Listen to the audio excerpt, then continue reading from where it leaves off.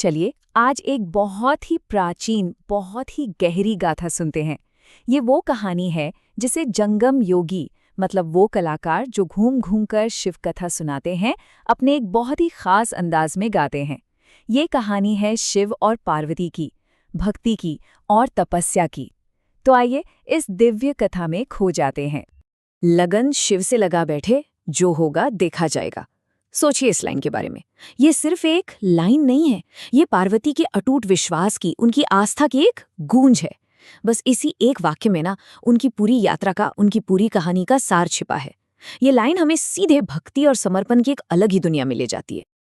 तो कहानी की शुरुआत कहाँ से होती है?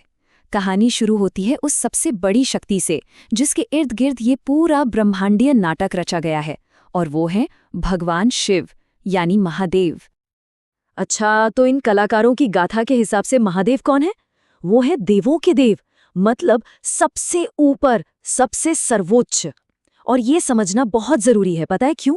क्योंकि यही वो मंजिल है, वो शिखर है जहां तक पहुंचने के लिए पार्वती अपनी पूरी यात्रा शुरू करने वाली है। और जैसे जैसे कहानी आगे बढ़ेगी ना, ये एक मंत्र बार बार सुनाई देगा, बम बम पकड़ बम बम। ये सिर्फ कोई नारा नहीं है, समझ लीजिए। ये इस पूरे परफॉर्मेंस की, इस पूरी कथा की धड़कन है। इसकी अपनी एक लय है जो कहानी को आगे बढ़ाती है।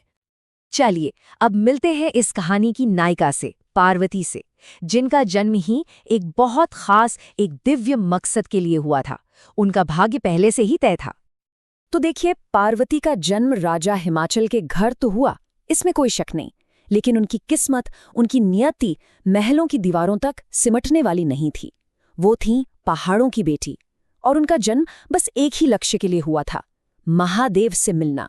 और ये लक्ष्य, ये मंजिल बिल्कुल भी आसान नहीं थी। तो फिर रास्ता क्या था? शिव तक पहुंचने का रास्ता कोई सीधा आसान रास्ता नहीं था। नहीं, इसके लिए जरूरत थी सालों की, वर्षों की कठोर तपस्या की, और एक ऐसे ध्यान की जो कभी टूटे ना। और उनकी भक्ति की गहराई देखिए जरा। ये कोई एक दो दिन का जुनून नहीं था, बल्कि सालों का, बरसों का समर्पण था। पहले साल वो सिर्फ भजन गाती रहीं, निराकार का ध्यान करती रहीं। दूसरे साल उन्होंने अपनी सेवा सूर्यदेव को समर्पित कर दी। तीसरे साल तक तो उन्हें तीनों लोकों का ज्ञान हो गया। लेकिन वो रुकी नहीं। इसके बाद भी वो शिव की मिट्टी की मूर्तियां बनाती और अपनी पूजा में लगी रहती। सोचिए कैसी अटूट तपस्या रही होगी ये। और फिर से वही गूंज, बम बम पकड़ बम बम। ये मंत्र हमें याद दिला रहा है कि देखो, समय बीत रहा है और पार्वती की भक्ति कम नहीं हो रही, बल्कि और गहरी और तीव्र होती जा रही है। ऐसी भक्ति जो पूरे ब्रह्मांड में गूंज रही है। और फिर वो समय आता है जब पार्वती की सालों की भक्ति रंग लाती है। आखिरकार वो अपनी यात्रा के उस अंतिम पड़ाव पर पहुंच जाती हैं, जहां उनका शिव से मिलन होना है। तो ये अंतिम यात्रा पूरी कैसे होती है? सबसे पहले तो उनके अपने परिवार को ये एहसास होता है कि पार्वती अब सिर्फ उनकी बेटी नहीं है, वो एक दिव्य आत्मा है।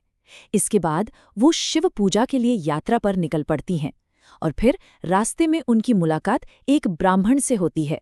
और ये एक इशारा था, एक संकेत कि मंजिल अब दूर नहीं है।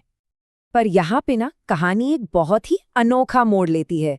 मतलब आप सोचेंगे कि कथा का अंत शिव पार्वती के मिलन से हो जाएगा, लेकिन नहीं। जंगम योगी इस प्राचीन कथा का अंत करते हैं एक भविष्यवाणी के साथ।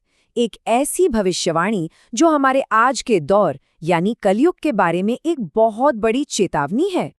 रिश्ता करके मुकर जाए, बस ये एक लाइन इसी में उस पूरी भविष्यवाणी का सार है। सोचिए, एक तरफ पार्वती हैं जिन्होंने एक अटूट रिश्ता निभाया, और दूसरी तरफ कलयुग की पहचान है टूटे हुए वादे, टूटा हुआ भरोसा।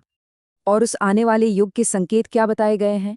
कि पिता से पहले बेटों का निधन होगा, लोग घर बनाने के लिए पवित्र माने जाने वाले पीपल के पेड़ काट देंगे, धरती की मिट्टी तांबे जैसी हो जाएगी, और नदियों का पानी बेचा जाएगा, व्यापार में धोखा आम हो जाएगा, और अनाज की तरह पानी भी तौलकर बिकेगा।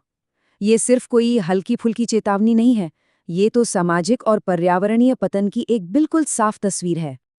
तो ये दो दुनियाओं की कहानी बन जाती है ना?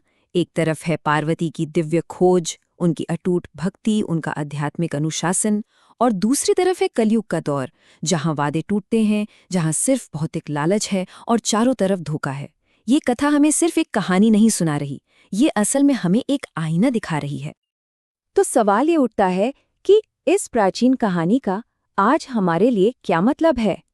आज के इस दौर में जहां वादे इतनी आसानी से टूट जाते हैं, वहां पार्वती की अटूट भक्ति की ये कहानी हमें लगन, विश्वास और प्रतिबद्धता के बारे में क्या सिखा सकती है? ये एक ऐसा सवाल है जो ये लोक कथा हम सबके लिए पीछे छोड़ जाती है, सोचने के लिए।